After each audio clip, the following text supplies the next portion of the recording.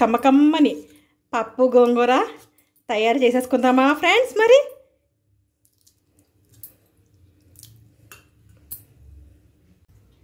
Hi, hello, నమస్తే. అందరూ ఎలా ఉన్నారు ఫ్రెండ్స్? బాగున్నారా? నేనైతే చాలా బాగున్నాను. మీ అందరూ బాగోలేని మనస్ఫూర్తి కోరుకుంటున్నాను. ఫ్రెండ్స్, ఏంటి నా రెసిపీ ట్రై చేస్తున్నారా? ఎలా కుదురుతున్నాయి కామెంట్ సెక్షన్లో పెట్టండి ఫ్రెండ్స్. మరి Christmas, new year, 31st night shopping చేస్తారా? మీరు అందరూ షాపింగ్ అందరూ చేస్తే ఉంటారనుకుంటున్నాను. మరి మీకోసం అన్ని మంచి మంచి వెరైటీస్ చేసి చూపిస్తాను, అప్లోడ్ చేస్తాను. ఈరోజు కమ్మని పప్పు గోంగూర చేసేసుకుందామా హోటల్ స్టైల్లోను. మరి వచ్చేసేయండి మన కిచెన్లోకి. ఫ్రెండ్స్, పప్పు గోంగూరకి ఇగో గోంగూర కట్టలు 2 కట్టలు తీసుకున్నాను, పెద్ద సైజు. అలాగే పప్పుకి చూడండి మైసూర్ దాల్, ఇది ఎర్రపప్పు అంటారు కదా, ఎర్రకందిపప్పు తీసుకున్నాను. మీకు ఏవి అవైలబుల్గా ఉంటే అది తీసుకోండి ఫ్రెండ్స్. కొంచెం డిస్టర్బెన్స్ వస్తుందండి, బయట ఏదో శబ్దాలు టక్కటక్క సౌండ్లు వస్తున్నాయి, ఏమనుకోవద్దు. ఇప్పుడు ప్రాసెస్లోకి వెళ్ళిపోదాం మనం. ఫ్రెండ్స్ చూడండి, పప్పుని శుభ్రంగా 2-3 సార్లు కడిగి పెట్టుకుని వాటర్ పోసుకొని సరిపోయినంత ఓ జగ్గుడు వాటర్ పోసుకోండి. ఓ జగ్గుడు పైన లేదంటే. గోంగూరను కడిగి పెట్టుకున్నాం కదా, గోంగూరను శుభ్రంగా కడిగి పెట్టుకుని 2 కట్టలు గోంగూర కోసుకొని, గోంగూర 4 పచ్చిమిరపకాయలు చీల్చుకొని, అలాగే చిన్న ఉల్లిపాయ ముక్క కోసుకొని వేసుకోవాలండి. 1/2 టేబుల్ స్పూను పసుపు, 1 టేబుల్ స్పూన్నర కారం. మీ ఇష్టం అండి, మీరు తినేదాన్ని బట్టి. గోంగూర కొంచెం పుల్లగా ఉంటుంది కాబట్టి వేసుకోండి, కారం ఎంత కావాలంటే అంత వేసేసుకొని కుక్కర్ పెట్టేసుకుందాం ఫ్రెండ్స్.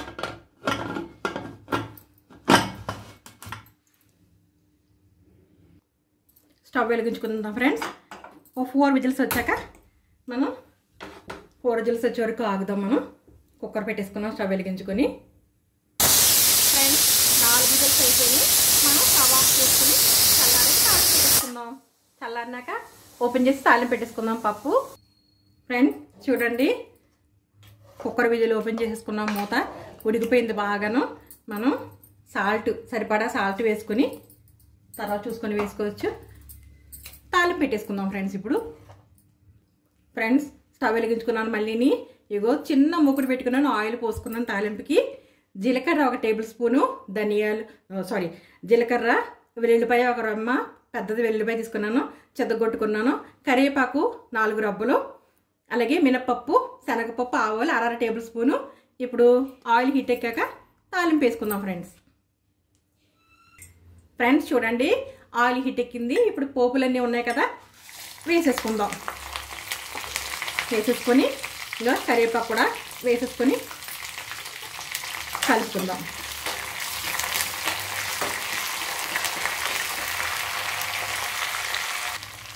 కొంచెం ఇంగి వేసుకోవాలి ఫ్రెండ్స్, చాలా టేస్టీగా ఉంటుంది.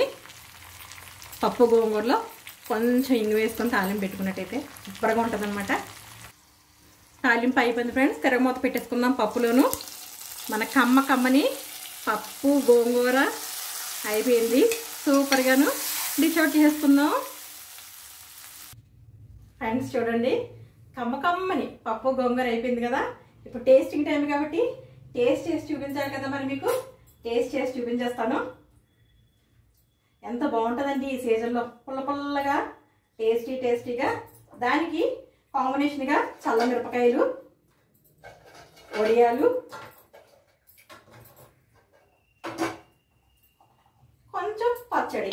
నేను నిమ్మకాయ పచ్చడి, దెబ్బకాయ పచ్చడి పట్టాను, నిమ్మకాయ కూడా పడతాను.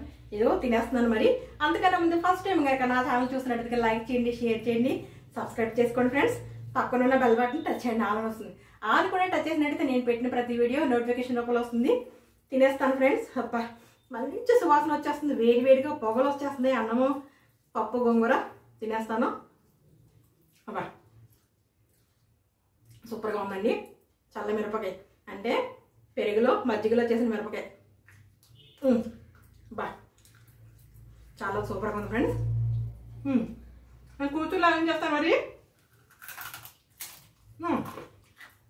చాలా బాగుంది. మరి ఒక రెసిపీతో మీ ముందుకు వస్తాను.